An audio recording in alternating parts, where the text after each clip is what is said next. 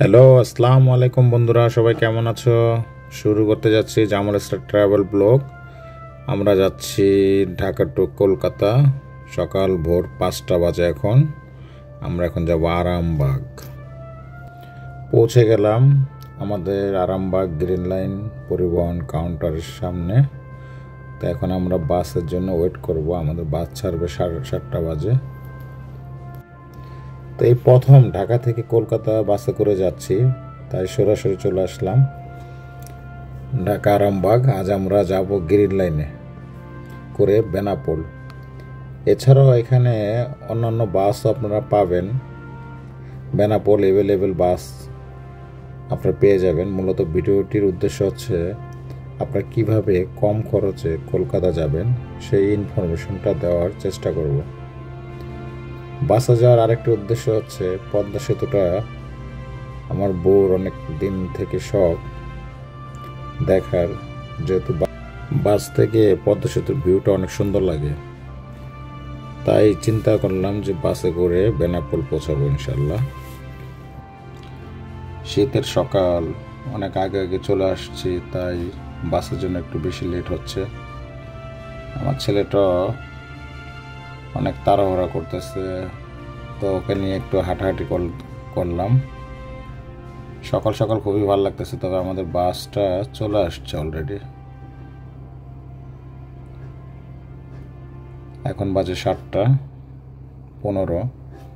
তো আমাদের বাস ছাড়ার কথা ছিল 7:30 বাজে, তো 15 মিনিট আগেই চলে আসছে। যেহেতু গ্রিন লাইন বাস, ওদের সার্ভিসটা খুবই ভালো। তবে এখানে আসলে আপনারা আরামবাগ আসলে বা সায়দাবাদ থেকে আপনারা অ্যাভেলেবেল অন্যান্য বাস পাবেন, যেগুলো বেনাপোল যায়। শ্যামলী পরিবহন আছে, বিভিন্ন পরিবহন আছে, সেগুলার ভাড়া অনেক কমে পাবেন। আর আমাদের একটা প্ল্যান ছিল যে আমরা আগে থেকেই আর কি টিকিটটা বুকিং করে রেখেছিলাম, কারণ কনফার্ম হওয়ার জন্য, যদি আবার পরে আবার টিকিটে কোনো ঝামেলা হয় সেই জন্য আমরা আগে থেকেই কনফার্ম হয়ে তারপরে আসছি। তো আমরা এখানে এসে দেখলাম যে আসলে আপনি যেদিনই যান না কেন বেনাপোলের বাস অ্যাভেলেবেল এখানে পাওয়া যায়। তো আপনারা যদি কেউ সকাল সকাল চলে আসেন, সকাল 6টা বাজে এসে আপনাদের টিকিট কিনতে হবে। আপনারা 6 থেকে 700 টাকার ভিতরে ভালো মানের বাস পেয়ে যাবেন এখানে। অলরেডি আমাদের বাসটা ছেড়ে দিচ্ছে। আমরা ইনশাল্লাহ আল্লাহর রহমতে ঠিকঠাক মতো যেন পৌঁছায়, আপনারা সবাই দোয়া করবেন। আর এখন আসছি মাওয়া রোডে। মাওয়া রোডের টোলের সামনে আছি। কলকাতা আমার এমনিতে অনেকবার যাওয়া হয়েছে, বাট এর আগে আমি এয়ারে করে গেছি, বাই রোডে যাইনি কখনো। আর বাই রোডে এই প্রথম বেনাপোল যাচ্ছি, কারণ আগে চিন্তা করতাম যে বাই রোডে গেলে আগে অনেক জ্যাম হইতো, আরিচা রোড দিয়ে যেতে হতো। তো এখন যেহেতু পদ্মা সেতু হয়ে গেছে, এখন সময়টা খুবই কম লাগে।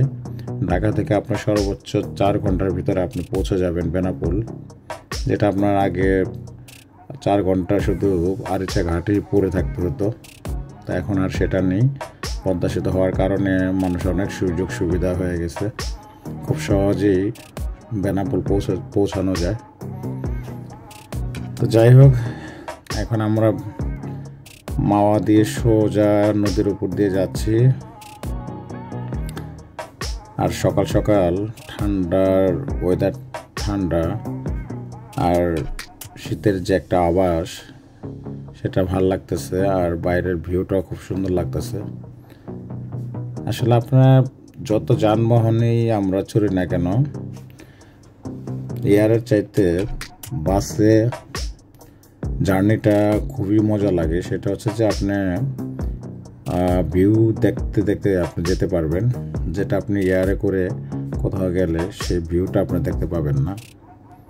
আরেকটা হচ্ছে যে আপনারা যদি কখন কেউ লঞ্চ ভ্রমণ করে থাকেন, তা আমার কাছে সবচেয়ে লঞ্চ ভ্রমণটা সবচেয়ে বেশি ভালো লাগে।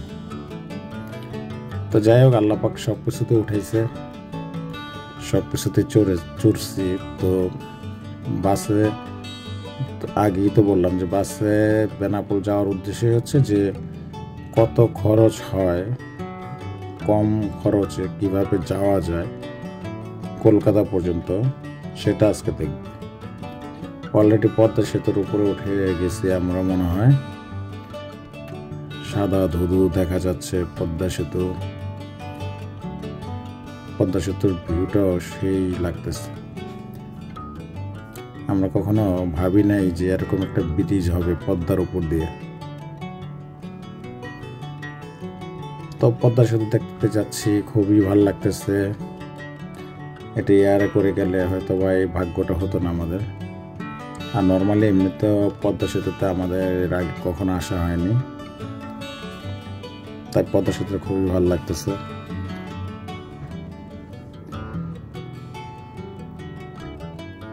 খুবই সুন্দর, চমৎকার দৃশ্য। আমার ছেলে এনজয় করতেছে।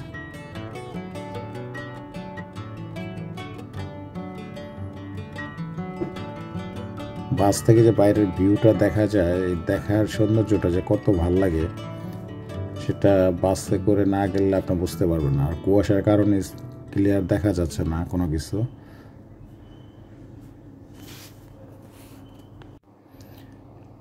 বাস থেকে নদীর উপর যে জাহাজগুলো চলতেছে একদম ছোট ছোট দেখা যাচ্ছে। কত বড় পদ্মা নদী, এত বড় নদীর উপরে ব্রিজের উপর দিয়ে আমরা যাচ্ছি। যাই হোক, আমাদের মাঝখানে একটি জায়গায় বাস থামাইছে ব্রেক নাস্তা করার জন্য। আমরা নাস্তা করলাম। তো আমার ছেলেটা আবার বাইরে বের হয়েছে, আমি বাইরে বের হয়েছি। আমার ছেলে আমাকে দেখে বাইরে চলে আসছে। ছোট মানুষ, হাঁটতে হাঁটতে আমাদেরকে এখানে সময় দেওয়া হয়েছে আধা ঘন্টা। আমরা এখানে আধা ঘন্টা টাইম পাস করব, তারপরে আবার আমাদের গাড়ি ছাড়বে। তারপর আমরা চলে যাব বেনাপোলের কাছাকাছি।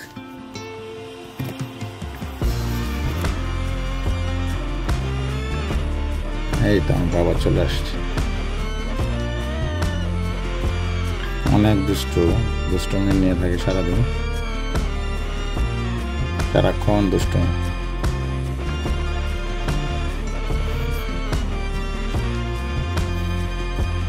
আমরা অলরেডি বেনাপোল পৌঁছে গেলাম, চলে আসছি। তো গ্রিনল্যান্ডের কাউন্টারটা হচ্ছে বেনাপোল আপনার বর্ডার থেকে একটু পিছনে। তা আমরা ওখানে আমাদের লাগেজ সব কিছু নিয়ে এখানে ওরা নামিয়ে দিয়েছে। তো এখান থেকে আমরা ওদের থেকে ইমিগ্রেশন ফর্মটা নেব। আর আপনারা যারাই আসবেন এখান থেকে, যে কোনো বাসেই আসেন না কেন, এখানে প্রত্যেকটা কাউন্টারে আপনার ইমিগ্রেশন ফর্মটা পেয়ে যাবেন। সেই ফর্মটা এখান থেকে নিয়ে পাসপোর্টটা দেখে পাসপোর্ট বরাবর সুন্দর করে ওটা ফিল আপ করবেন। ফর্মটা ফিল আপ করে তারপরে আপনার ট্রাভেল ট্যাক্সটা এখানে জমা দিবেন বাংলাদেশ ইমিগ্রেশনে, 1000 টাকা ট্রাভেল ট্যাক্স। তো এই হলো কাজ শেষ। তো যেটা ভাবছিলাম সেটা হচ্ছে যে ট্যুরিস্ট ভিসা বন্ধ হওয়ার পর ভাবছিলাম যে ভিড়টা অনেক কম হবে, কিন্তু এসে দেখলাম যে পুরোটা উল্টো, প্রচুর ভিড়। যাই হোক, আমরা ভিড় শেষ করে মোটামুটি ইমিগ্রেশন করলাম। তো এখন আমরা যাচ্ছি বনগাঁ স্টেশন।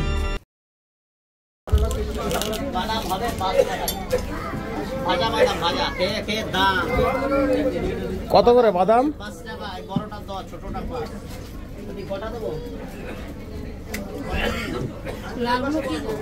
আগে খাবেন পরে দাম। বাদাম খেয়ে দাম, ভাজা বাদাম।